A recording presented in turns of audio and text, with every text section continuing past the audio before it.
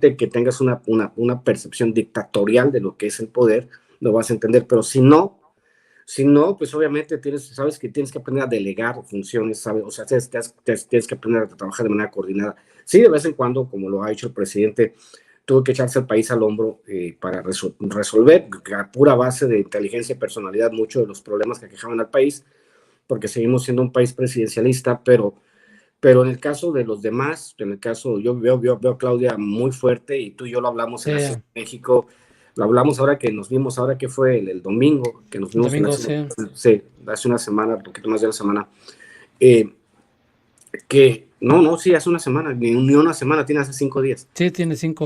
Ujú. Ajá, entonces, pues vemos obviamente que con Claudia se va a radicalizar el cambio,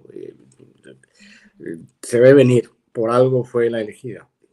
Entonces, pues a Sandra Cuevas nada le ayuda, ni a Xochitl Gálvez ir a hacer el ridículo. No, o sea, nada.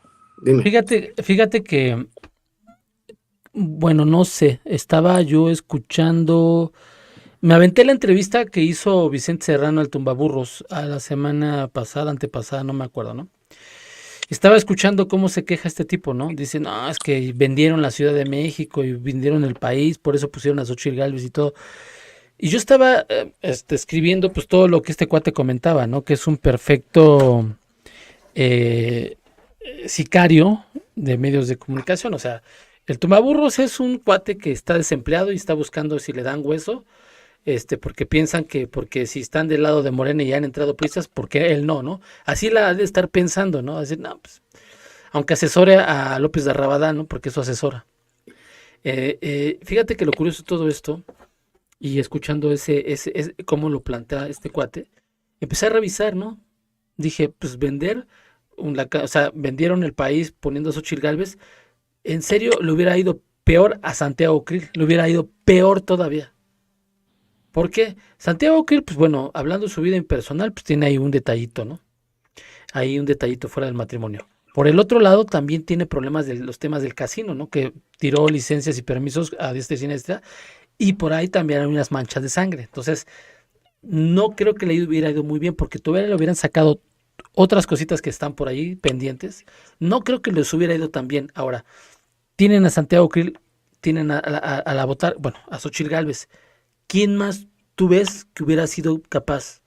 Anaya está imposibilitado políticamente hablando porque tiene un proceso y el INE le puede decir, no, güey, tú no puedes competir porque tú estás cepillado desde antes, ¿no?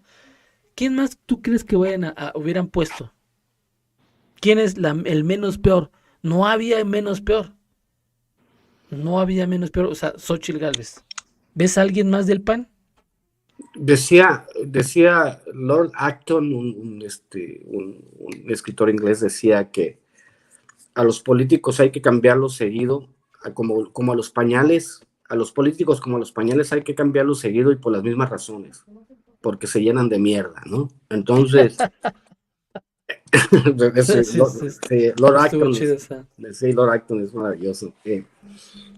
Pero la realidad es que la absoluta decadencia, porque tiene mucho que ver con los mecanismos en los cómo se reparte el poder, eso es básicamente el por qué no puedes escoger un perfil independiente, porque mexicanos valiosos que pudieran competir por el PAN hay un chingo, pero, pero pues obviamente no creo que una persona que tenga que en pleno uso de sus facultades diga, sí, soy candidato del PRIAN y tengo que ceder una inmensa parcela de poder a estos cabrones. Pues no, o sea, nadie, o sea, tienes que poner a alguien que sea manipulable y que responda a los intereses de la oligarquía, si no, no funciona. Si tú ves la seguidilla, después, digamos, de Miguel de la Madrid para acá, Carlos Salinas de Gortari, quien responde a los intereses de Estados Unidos y él construyó una oligarquía. ¿A quién respondió Cedillo?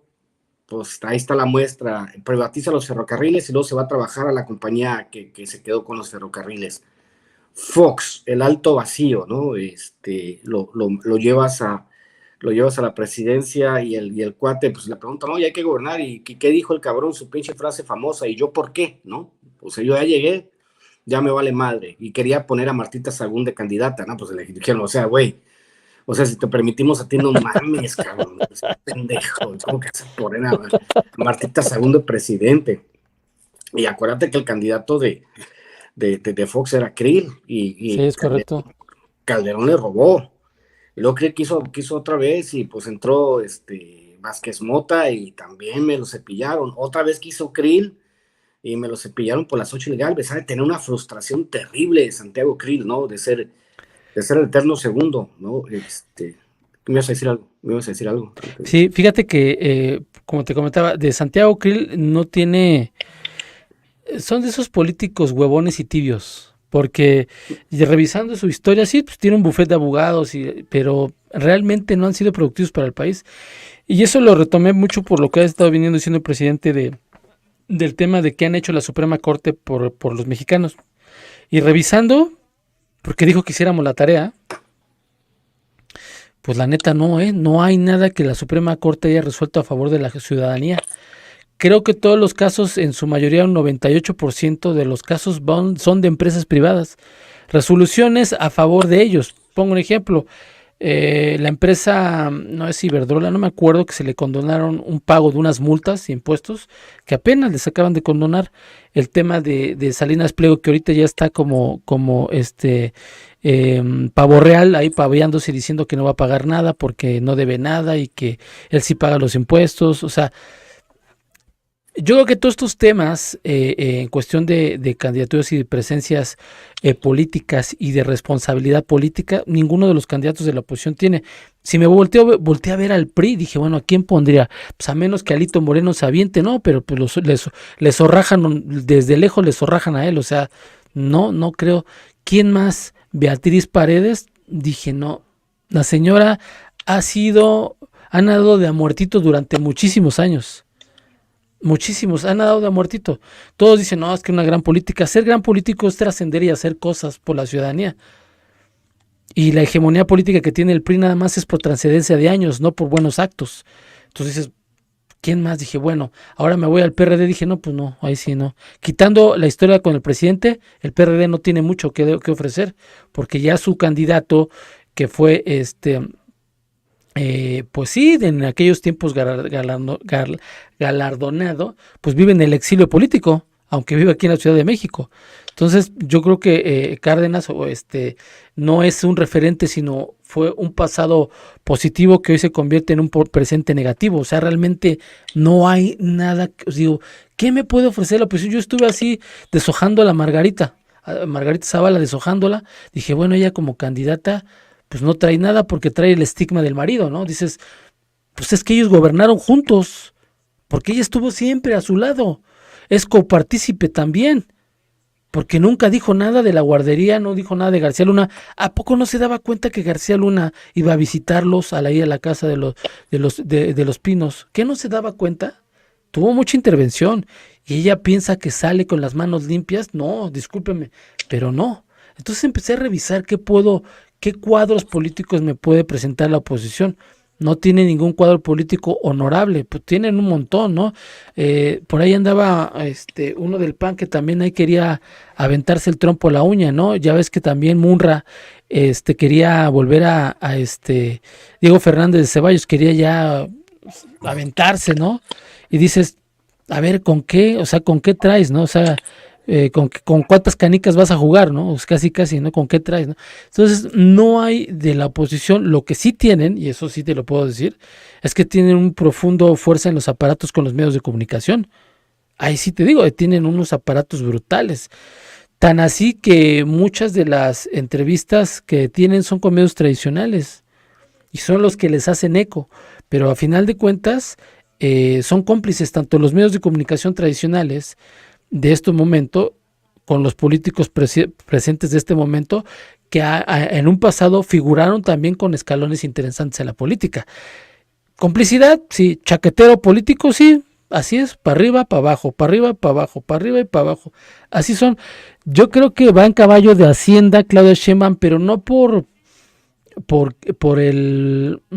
los malos candidatos de la oposición, no, sino está empezando a brillar con su luz propia, con su propia luz está empezando a jalar. Quizás veamos un gobierno algo parecido al presidente, pero con unas dinámicas más más atrevidas y más precisas, ¿no? Yo creo que si Claudia llega al poder, el pacto tiene que ser casi mínimo con los opositores en el sentido de perdonarse. Es momento ya de sacrificar a un partido político hegemónico. Pues para mí sería el PAN, que le ha hecho más daño a México en dos sexenios que el mismo PRI en lo que van en 70. No sé cómo lo veas. Mira, la realidad es que digamos, la destrucción del estado de bienestar, tal y como lo vivimos a partir de la década de los 90, pues no tiene precedente. Y obviamente ambos gobiernos del PRI y el PAN trabajaban exactamente de la misma manera. Era la preservación, era la venta de la ilusión democrática. Decir, mira, no, es que sí hay democracia en México porque ganó la oposición, pero la oposición era digamos, extrema derecha y extrema derecha. No había una opción de centro en el centro político, porque hay que recordar que desde Salinas, pues empezó la privatización, llegaron los privados a la generación de energía eléctrica, llegó la venta masiva de empresas productivas del Estado, con Cedillo, con Fox y con Calderón y con Peña Nieto se profundizó la desigualdad de los mexicanos, o sea, mucha gente cayó en pobreza. Ahora estamos viendo que López Obrador tiene uno de los récords históricos en haber sacado cerca de 9 millones de mexicanos de la pobreza. Fíjate, sacar 9 millones, que es una hazaña histórica para los números mexicanos. Entonces, el total descrédito que tiene la derecha mexicana que debería dejar de existir. Obviamente, si hay bolsas conservadoras en el país.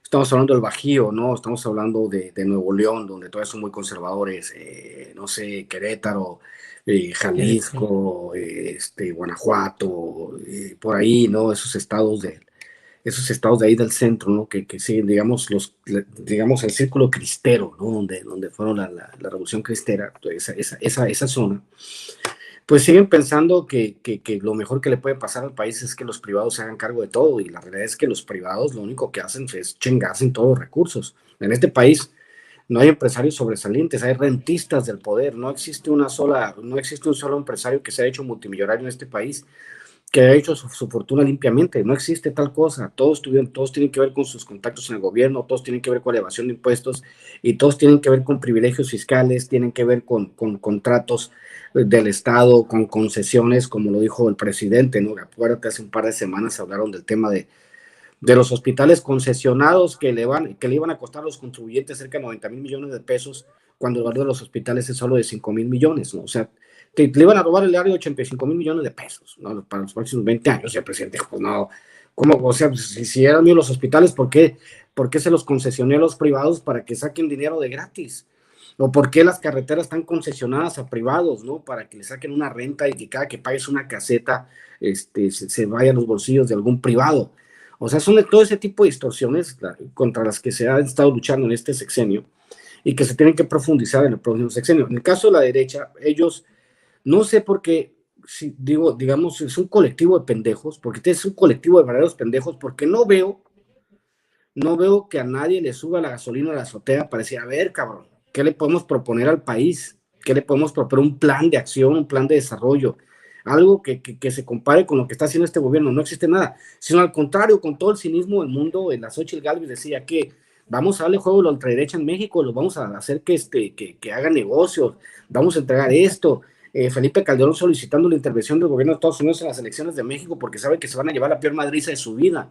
Entonces, cuando tú tienes una derecha con tan pobre, si los mismos intelectuales mexicanos que hablan de deriva autoritaria, de falta de democracia y la chingada, si esos son los grandes pensadores de México, pues es que ya perdieron, y perdieron para toda la vida. Yo lo decía en otros espacios.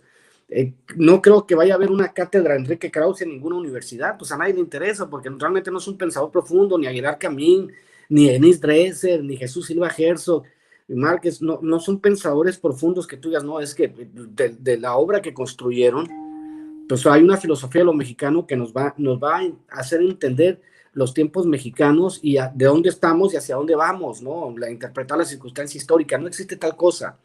Entonces, obviamente, pues la derecha llegó a un callejón sin salida, y lo único que les queda es la disolución y que surjan nuevos movimientos, nuevos movimientos con un sello totalmente mexicano, que tengan que ver con lo mexicano, que no tengan que ver con el evangelio neoliberal,